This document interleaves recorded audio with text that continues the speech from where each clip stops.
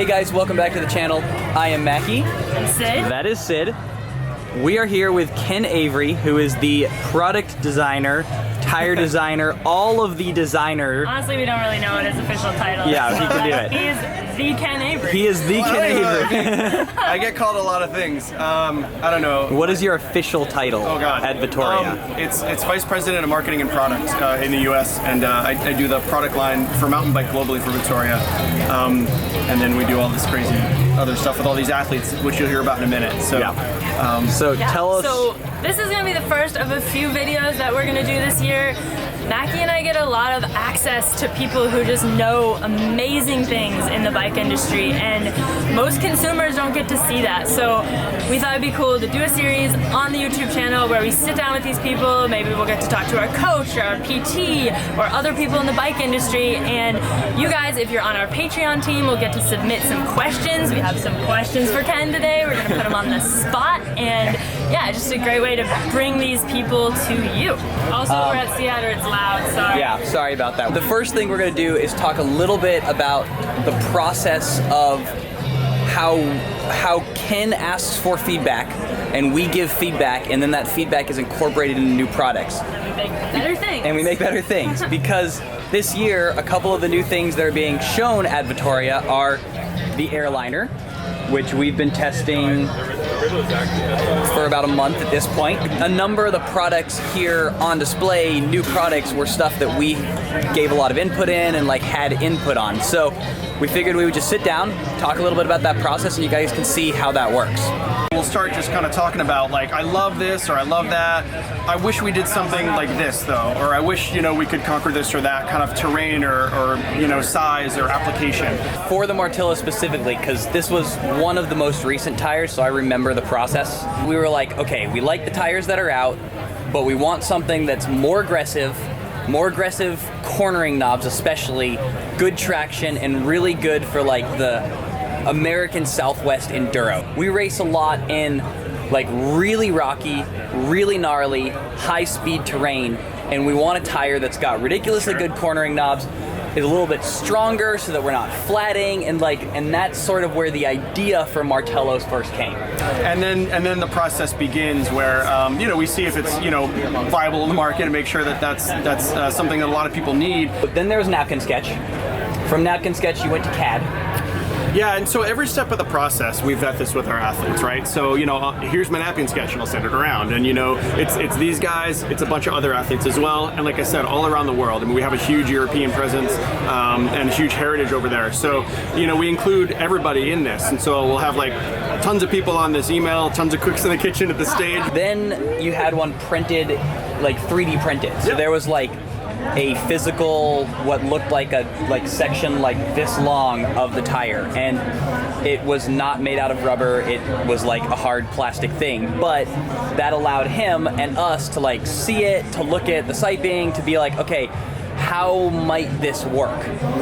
Then the factory in Thailand actually creates a mold, right? Produces prototypes. Produces prototypes. We get the prototypes back, and then we do usually a full season of testing on them. So oftentimes you'll see, Mackie and Sid and other athletes on the program will have products before they're available. And that always causes a whole flurry of emails. What would they have? Oh my gosh, I want that thing.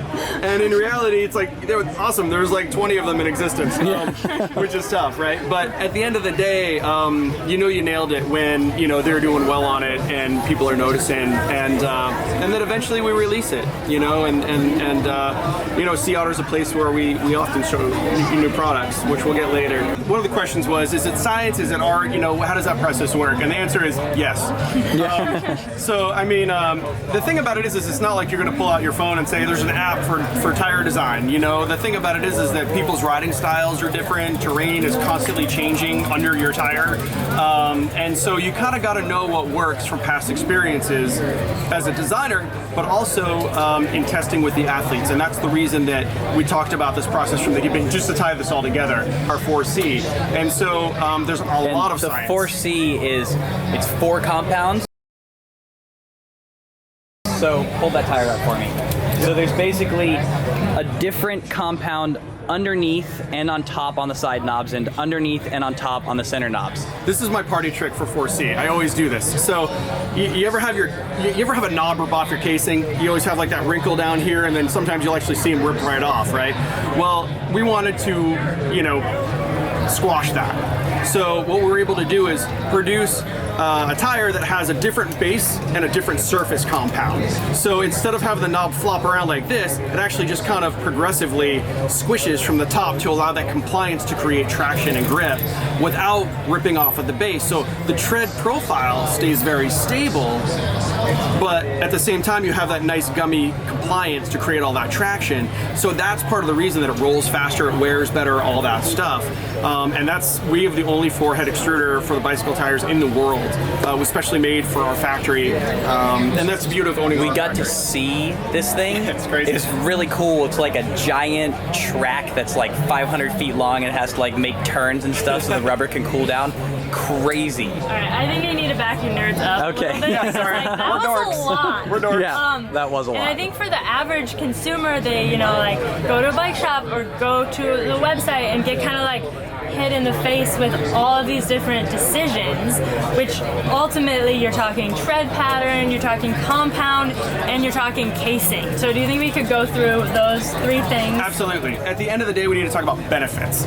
So how does this benefit the rider? And it comes down to trying to overcome these challenges that products in the market have had forever, which comes down to creating that traction with the lowest rolling resistance possible, with the longest lifespan possible. And so those three those are your variables, are strength of KPIs, if you will. Key performance indicators, yeah. Key performance We're gonna go with variables. Yeah. Rolling resistance, longevity, performance, right? Okay. And performance is grip and all that. All the 3 pieces of the tire, right? The tread design itself, the casing itself, the compound itself play into this. And they all work together. It's kind of like you're baking a cake with ingredients, right? You have to have the right ingredients. You have to make sure that the casing, for instance, needs to be flexible. Because, oftentimes in road tires, they talk about TPI, which is threads per inch. And the more threads per inch, the more flexible the casing is. Why do you want it to be flexible? Well, when you hit a bump, if the tire is not flexible, it'll deflect. And so when you reduce deflection, you actually also reduce rolling resistance. And you're also increasing your footprint on the ground, so you're increasing traction. So that's casing sort of in a nutshell. Now, the thing you gotta remember though about casing on mountain bikes is that it's gotta be durable still, right? I mean, you don't wanna pinch through your casing and all that stuff. So there's always this balance of trying to make sure that you have a supple casing where it needs to be supple, but then durable where it needs to be durable. And so, like for instance, you guys have been riding the TNT casing for years, where it's a 120 TPI casing, but then it also has sidewall protection built in. The idea behind that is that the sidewall protection can prevent the side cuts and all that, but the tread itself remains nice and pliable, which then decreases deflection, decreases rolling resistance, increases traction. So it's not just you make a casing and it's all one material, it's where you also put those materials on the casing. As enduro has gotten more aggressive and we're riding like more of downhill tracks, we need a stronger casing. And so we've been working with Ken for the last couple of years. We're like, we need a folding dual ply casing. So a dual ply casing is what you'd find in downhill tires generally. And a lot of the time it's with a wire bead. Well, the downside of a wire bead is it weighs more and you can't fold it up. So we were like, we need a folding dual ply casing. And we've been testing that. I think we got our first samples sometime last year. So Macky's talking about this new 2-fold casing that we're kind of debuting here at Sea Otter this year for the public. They'll be available for sale mid to late summer this year. They'll be out officially in the marketplace. And that 2-ply casing basically, as Macky said, it's technology that comes from the downhill tires. Traditional downhill tires say 2.5 width, usually has a rigid bead, which is kind of heavier. And so what we're able to do is make some downhill durability with kind of an enduro size and weight, and that has taken technology from one sector, taken the TPI story from our road sector, put it together and made a better enduro product out of it. Just another example of athlete involvement. Let's talk tire tread. Yeah, so actually there's a question question that kind of reflects to both tire tread and compound. So she says, what makes a tire grippy, and are certain tread patterns grippier in certain conditions than others, or is a grippy tire in all conditions? So the answer is sort of. Basically, you got to think about it this way. The reason we have so many tire choices is because there's so many situations where you need different things. And so, for example, say you live in a place like where Mackie's from, right? You know, the Southwest. You have a lot of dry hard pack. A rubber tire is not going to penetrate into hard pack terrain or pavement or rock or things like that. Slick rock and Moab. Totally, right? Like, it's a surface phenomenon, right? So think about when you watch like a basketball game, right? You hear like all those chirping sounds like when they cut on the court. Well, that's because their shoes aren't digging into the court, right? Otherwise they'd be wearing soccer cleats, right? Yeah. So the reason that's happening is because the rubber has what's called siping in it. A sipe is nothing more than like a directional groove. So you can see all these little grooves here. Those are all sipes. And those are made to flex a certain way. And so on say hard pack, where you're not digging into, or bedrock, you know, like Moab, you're not digging into the rock. You need to basically maximize the surface area and maximize the tackiness of that surface area. So you still need a knob design, but then you basically need to put a texture on top of that knob to be able to actually create traction on that surface. Go to the other end of the spectrum. So say you're talking about like mud, where, you know, when you guys were in Rotorua, you were like in the terrain. Yeah. You were not on the terrain. No. You were like in it, right? Sinking it up Honestly, to the axles. I think the biggest factor there was clearing the mud more than even, there was no grip to be had. So. Yeah. Right. So on that, you know, going back to the shoe analogy, it's like a soccer cleat, where like, you know, the tread actually goes into the terrain, and you're using the edges of the knob to create grip. A tire like, say, this Martello, you know, it has a knob design. It works well when you do sink into the terrain. But at the same time, if you're on, you know, Moab type rock or a mixture, say oftentimes, I live in New England, for instance, there's loamy dirt, there's roots and rocks. And, you know, back in the day, I used to race at the Mount Snow National, and you'd go down the yard sale section, and it's everything all at once. And you're talking about slippery rocks and roots, and you have to have a tire that can clean the mud, can grip into the loamy terrain, but then still grip on the surface of the roots and the rocks that the tire doesn't go into. Does that all make sense? Totally, yeah. The very top layer, which is where the siping is, and where like your softest compound generally is, that's to provide the traction. And then the fact that like there are knobs that have edges, those are providing traction when you dig into something, because like the dirt's actually running into those side knobs. Mm-hmm. So that's where like a mud tire like this Moda here, that's this one, you can see that like the knobs are taller and wider spaced. And the reason is they shed dirt better because there's more space, so it can like squish out to the sides. And then the knobs are taller, so they bite in deeper, because then there's more dirt running into the side of the knob. Yeah, there's more room for the dirt to pack against the knob to create traction. Yeah. We're sounding like dorks again. Yeah, I know. Make it sound better, Sid. Yeah. Okay, so one thing we haven't talked about yet is like the overall tire shape. So we have a question from Justin. He says, I'm curious why Vittoria chose to go with a more round profile tire than a square one. I personally like this round feeling, as I feel the cornering traction is better in flat corners, whereas a more square tire like the Maxxis Minion, the knobs seem to fold more easily when cornering hard.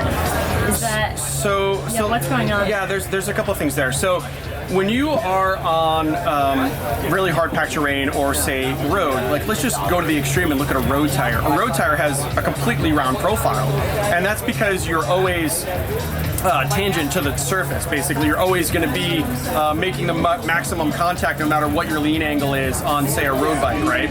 Well, it's similar when you're riding hard pack or rock mountain bike. And by rock in this scenario, I mean, say something like Moab, where it's like nothing but rock, right? However, if you have like a more mixed terrain, or like a loam type kind of wet terrain, you typically see a more square profile. And the reason is because you want to be able to have that side knob dig in sooner on your lean angle, right? It's not like you're going to be dragging your bar in a super muddy corner, right? You're going to kind of stay more upright because you don't want to slide out. So you want to have that side knob engaged sooner. So you see a touch more square profile there. In an all-around tire, say like our Martello or even like that Minion, you'll see kind of a mix between where it's not quite square, but it's not quite round. So speaking of the Maxxis Minion, I think for a lot of consumers, it's hard to go from one brand to another because you know what you're getting if you've been running a tire. And so, like, how would you suggest that someone, say, like, they have a tire that they like, but they're curious about Vittoria Tires, how do you know what's similar? We have a question from John. He says, I'm currently running a Maxxis DHF 2.6 front and Maxxis Aggressor 2.5 rear. What would be comparable in the Vittoria line that I could try out on my first 29er? Absolutely. So a great question. And a quick note here.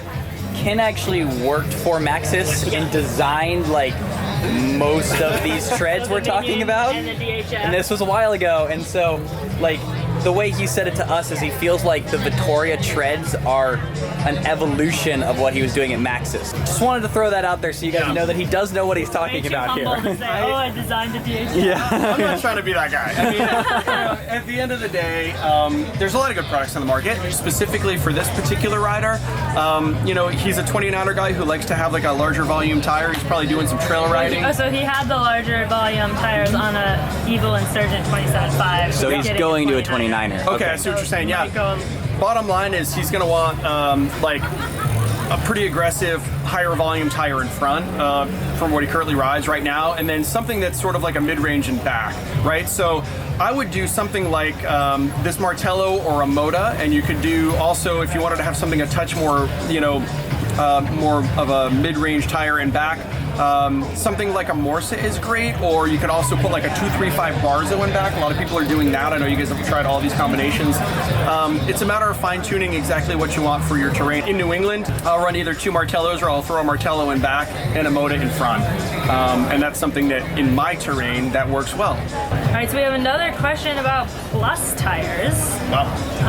Because that Plus tires are the new They're here. They're here. You could say Plus tires are big.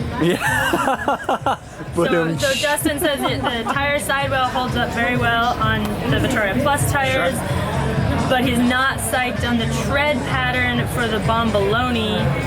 Wondering if that is you're gonna expand the tread patterns for the Plus tire. So the answer is yes. Bomboloni was a tire that it was the first Plus tire we ever did, and it's been great. It's got a 5-star rating on fatbike.com. That said, though, it's definitely meant to be like a pretty low even profile tread. It's meant to be a fast Plus tire, what we've done is since then created Plus versions of some of our greatest hits. So, for instance, this is a Martello 2.8. That's a big tire, guys. That is a big tire. Like if you like the Martello on your 235 on your trail bike and you got a Plus bike, it's gonna feel the same way but just more of it on your Plus bike. So we're doing that in the Martello, in the Morsa, in the Barzo, and in the Mezcal. That's 2.8s in all of those. So the Barzo and the Mezcal are 2.6s, and the Morsa and the Martello are 2.8s, and as well as 2.6s. And those are 27.5, and in certain instances 29er as well. We just got one more question from Todd. He's running a 2.5 DHF on a 29er, and he likes the 2.3 Martellos, but he wants a 2.5 in a 29er. Is that on the docket? 2.6 29ers coming out soon. Later this year. Okay. Yeah. Cool. I have some that are awesome. I think we answered all questions from Patreon, but what about you, Mackie? Do you have anything? You've got Ken pinned down right now. I think that's it. Ken and I have spent hours on the telephone being like, I'll be like, so Ken, explain siping to me. And he's like, all right, get a piece of paper and a pencil. You're gonna have to do some drawings. We tried to hit the ones that we think are kind of the most important, that will be hopefully most helpful to you guys. A huge thanks to Ken for, standing around with us. And, Sea Otter's crazy. So, and thanks to you guys for tuning in. If you want to have some input on our next interview, go ahead and join us on Patreon. We'll be putting up a post and letting you guys ask all your questions when we get another another awesome person on camera. So thanks for tuning in. Thanks, guys. Vittoria.com. Woo!